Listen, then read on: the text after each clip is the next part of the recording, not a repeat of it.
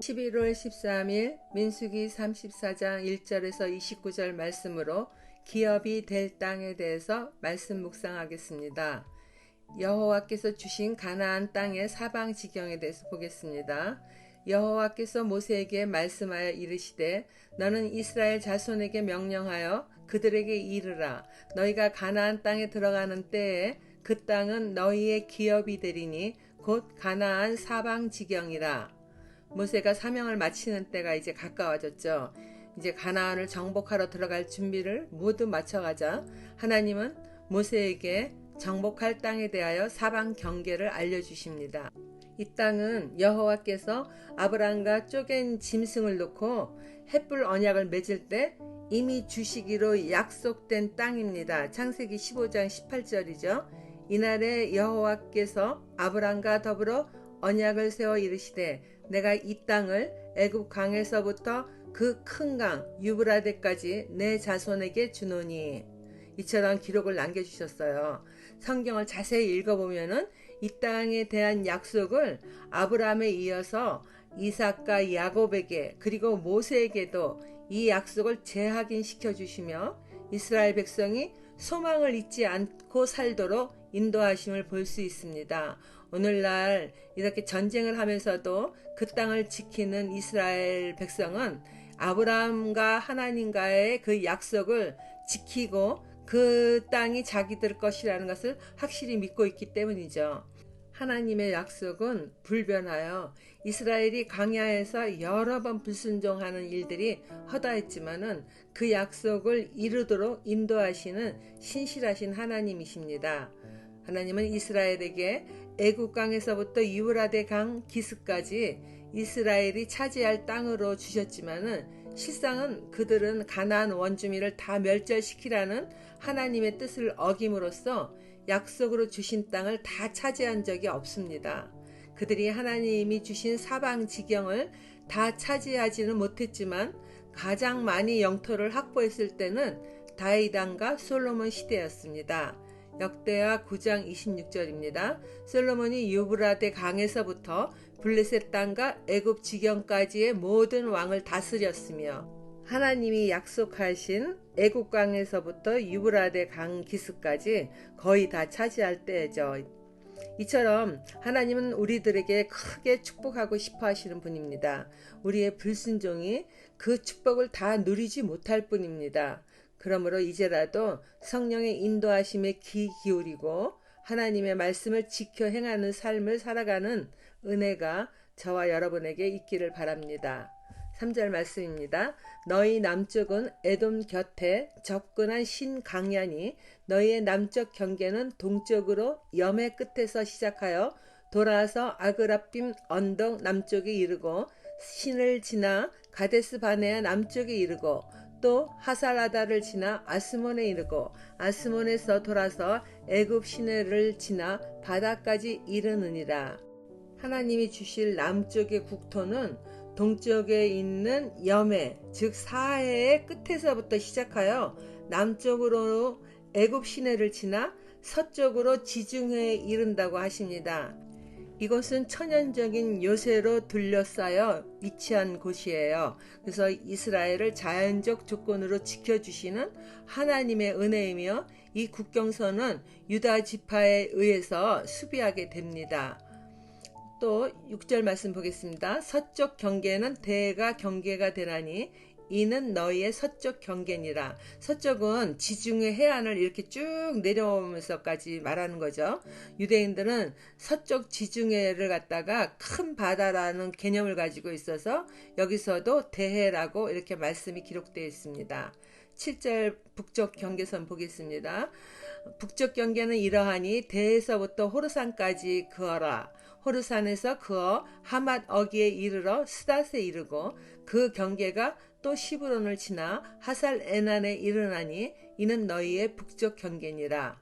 북쪽 경계는 지금의 그 레바논에 있는 호르산까지로 이어집니다. 그런데 그 호르산은 아론이 죽었던 남쪽 지역에 있는 호르산은 아닙니다. 마지막으로 국토의 동쪽에 있는 경계선을 보겠습니다. 너희의 동쪽 경계는 하살 에난에서 그어 스밤에 이르고 그 경계가 또 스밤에서 리블라로 내려가서 아인 동쪽에 이르고 또 내려가서 긴네렛 동쪽 해변에 이르고 그 경계가 또 요단으로 내려가서 염해에 이르나니 너희 땅의 사방 경계가 이러하니라. 스밤과 리블라의 이치는 오늘날 불명확합니다. 그러나 긴네렛 즉 갈릴리 바다잖아요. 그 갈릴리 바다 동쪽 해변에서 서쪽으로 향해진 것으로 추측을 하고 있어요.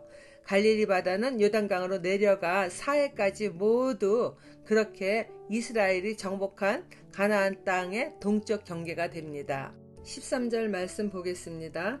모세가 이스라엘 자손에게 명령하여 이르되 이는 너희가 제비 뽑아 받을 땅이라.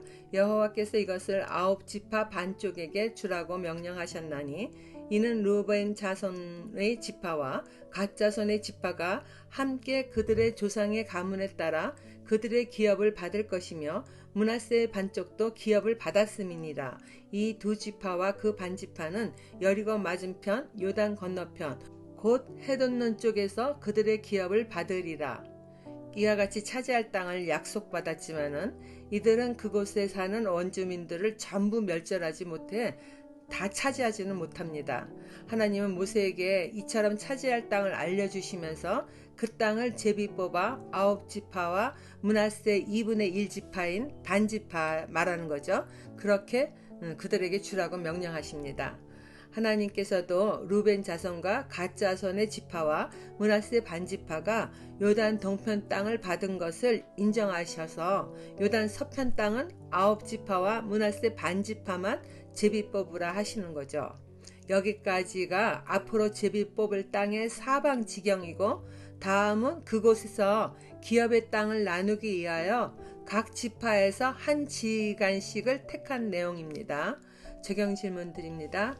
이스라엘 백성은 하나님의 말씀대로 행하지 않은 탓에 약속으로 주신 땅을 다 차지하지 못합니다. 내가 하나님의 뜻을 어김으로 하나님께서 내게 주시고자 하는 것을 받지 못하고 있지는 않나요? 두 번째 단락 보겠습니다.